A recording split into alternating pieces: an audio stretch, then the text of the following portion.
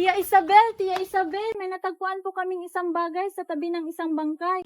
At batid ni Kapitan Tiago kung kanino ito. Clarita, hindi ba't sa'yo yan?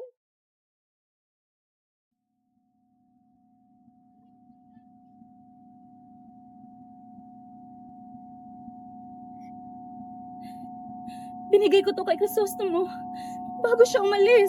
Diyos mayo, hindi ito maaari. Crisostomo!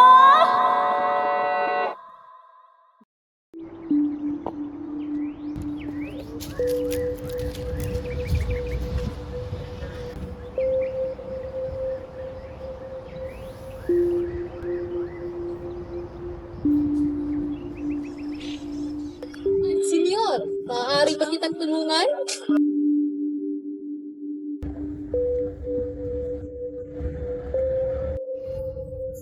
Ginoong Ibarra?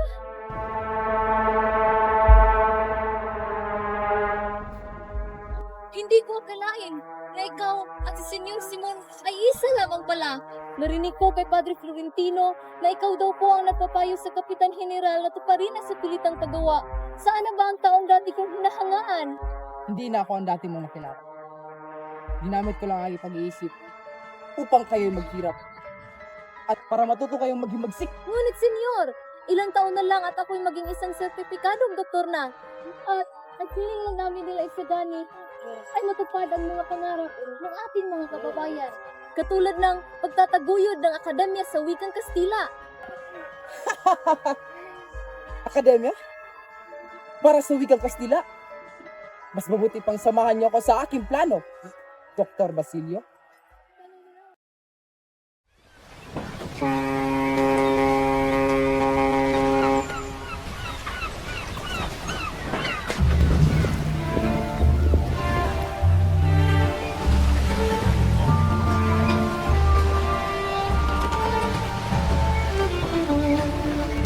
Kapitan, bakit mabagal ang takbo at hindi tulingan? Mababaw ang bahaging iyon, Doña Victorina. Kumusta Estrava? Wala naman kasing magandang isla dito sa Las Pilipinas. Islas de los Indios. Ang lunas na iyong problema ay napakadali lang. Pumukay ng isang duwit na kanal mula sa Lawa hanggang Maynila. Sa madaling sabi, pagbukas ng bagong ilog at pagsara ng dating ilog Pasig. Ngunit Ginoong Simon, malaking salapi ang magagastos at marami na yun ang masisira. Pwes, sumira, gamitin ng mga nabibilanggo. At kung hindi sapat, gamitin ng taong bayan. Sa pilitang paggawa. Ngunit maaari itong magsanhi ng himagsikan. Senyor, ilang ulit nang naging magsikan dahil sa sapilitang paggawa ng lupa nito. Ito ay hindi na maaari ulit, Padre Salvo. At pwede ba, itigil yun ang pagbanggit ng kaangalan? Ano naman ang silbi ng mga praile sa bayan nito? Kung magkakaroon ng himagsikan.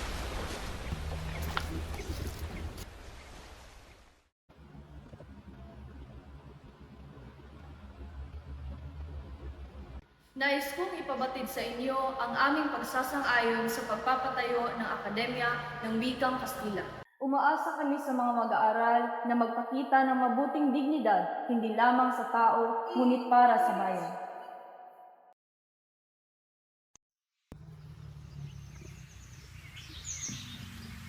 Anong sadya mo at naparito ka, Isagani? Narito po ako para makiusap tungkol sa aming panig buong pasta. Ukol man yan sa pagpapatayo ng Wikang Kastila ay payo kung huwag na lamang tayo may alam.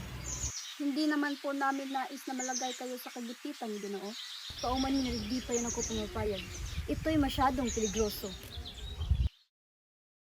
Madalas ibinigay ng Diyos ang kaparusahan sa taong makasalanan, tulad na lamang ng iyong ama. Imbis na mapalapit sa Diyos ay kung ano-ano lang ang ginagawa.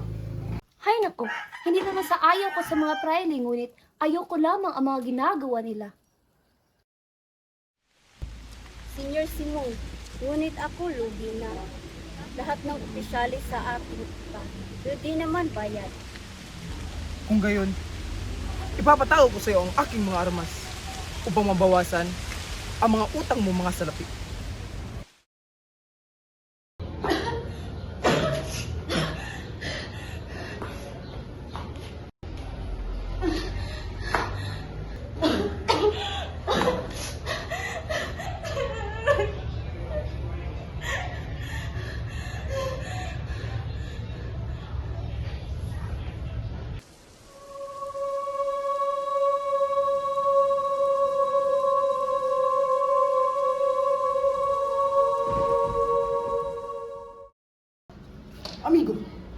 si Mayra Clara at magtakas na kayo. Ngunit senyor, matagal na patay si Maria Clara.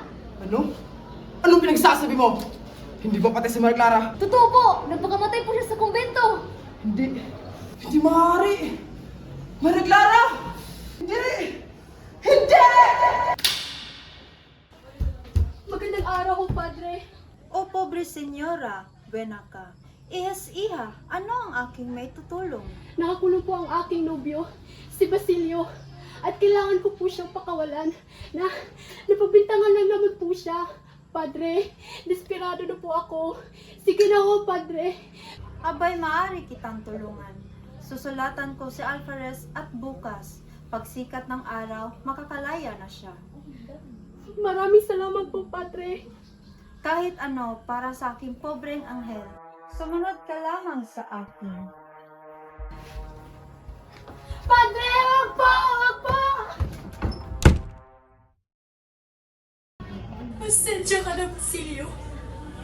Hindi kita maililigtas.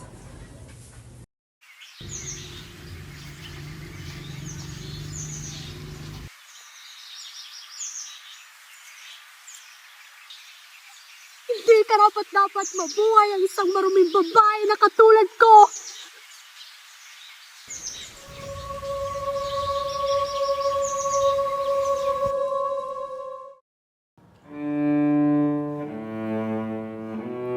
Pasensya ka na, Isagani. Pinaparamdam mo man sa akin ang tunay na pag-ibig.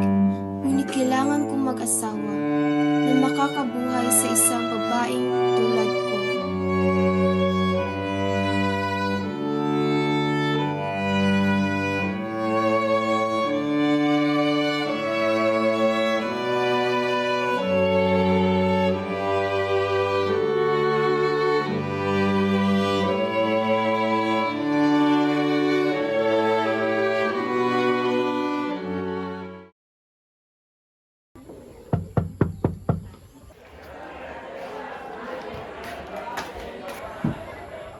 Magandang hapon, Binibini. Magandang hapon din sa inyo, Senyor Simon. Ito nga pala aking munting regalo sa bagong kinakasal. Salamat ho sa munting regalo. Hindi niyo na po ba kami sasamahan sa hapunan? Hindi na po, Binibini. Salamat.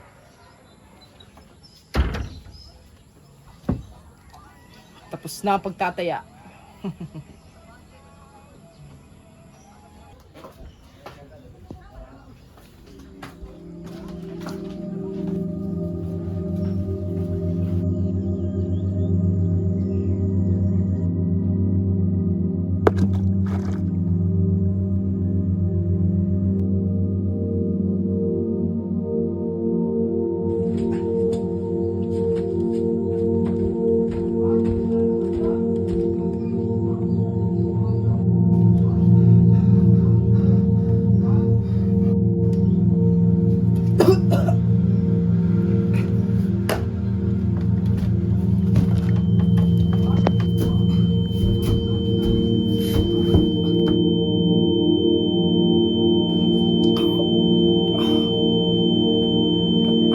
Senyor Simon, ano ay yung ginawa?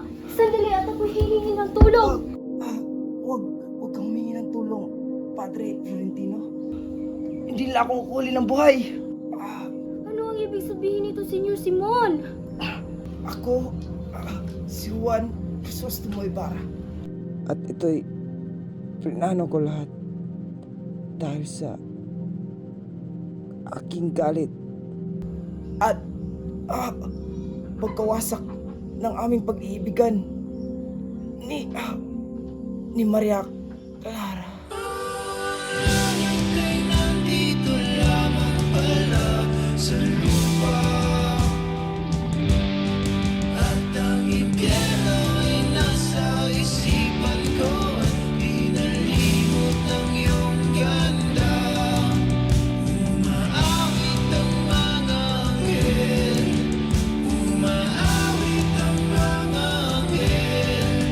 Nagdiriwang sila ng